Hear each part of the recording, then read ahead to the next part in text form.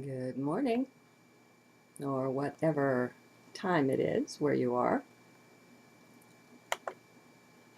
I have a journal from July 15th for you, the third one of that day. The Mayan day was 11 Dog, and it's called, Are You Ready for the ET Landing? Let's see, shall we? Well, even hindsight, or looking back at it, tells me today was an 11 day. Very uncomfortable. I trust it brings forth, however, the blessings for which it is designed. Remember with me, if you will, that everything brings blessings regardless. Let's look at life with these new eyes, shall we? Ones that know this. Then let us see what is to be seen. Are you ready for the spaceships to be filling the sky everywhere, my dears? What will be your inner response when this comes? You know it's coming. If you are called to, then best to look with me at this now. If things were quote unquote normal here, this would not be so. We would leave upcoming things for attention until they arrived or appeared. That would be normal, as nothing much about this planet right now is normal, though, is allowed to be normal. Let's accept what we've got. Let's deal with that. And know it's a blessing, remember? Let's not forget. Okay, now, and why step out of the normal of letting the now take care of itself, some say? Why are we looking ahead, supposedly? Ahead, like this. No future exists. It's not real. So, why do we bother this way? Well, that one's pretty easy.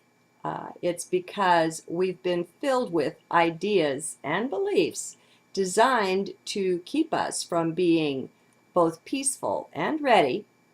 We've been offered no understanding that's reasonable or approaches truth on this ET situation. I know it's almost unimaginable, but our governments have actually told us no such things as UFOs exist. It's really bizarre how we've been force-fed this nonsensical web of lies and made to desist from our questioning. The Alice in Wonderland ones are the officials, to be sure. They are nuts. No, not us. But we're fast reaching the time when the other star races have had more than enough of this officialdom nonsense. They're about to take on disclosure by themselves, I'm guessing. And I say that's great. The governments would just bungle it and lie about everything anyway. We don't need what they have to say. They had their chance. They've completely lost face. So, and the reason then we look at this now, my dears, is so you can work your way through at least some of that programming, those beliefs. There's no need to be overly shocked when the saucers appear. Don't be afraid. Some will try very hard to manipulate you that way. They never say die, you know. But life will take care of them. You and I don't need to. Let's just back off. This appearance in the world's skies simultaneously and by different star races, don't be surprised if it doesn't even make much of the evening news. I do hope, my dears, you are already weaning yourselves from the media and certainly from trust in what the media says. Better yet, wean yourself from the TV entirely. The choice is yours, however. None ever compels. So, what will you do? How will you feel when you go outside and find all of these unusual craft floating up there in your skies? Can you picture that? What will be your response? Some of you will be so shaken that your first response will be to go turn on the news. May I suggest that you have a look at that impulse? Maybe question it first. Maybe you could find some more truthful sources of news online. Had you thought of that? Then, if you have a multiband radio, there's always shortwave. At least you'll get regular people talking to you there instead of the bought and sold marionettes who call themselves journalists today. They're nothing but propagandists, in my humble opinion.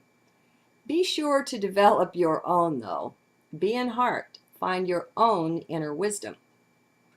This might be a good time to consider immersing yourself in some lectures that will help you to prepare for the upcoming happenings.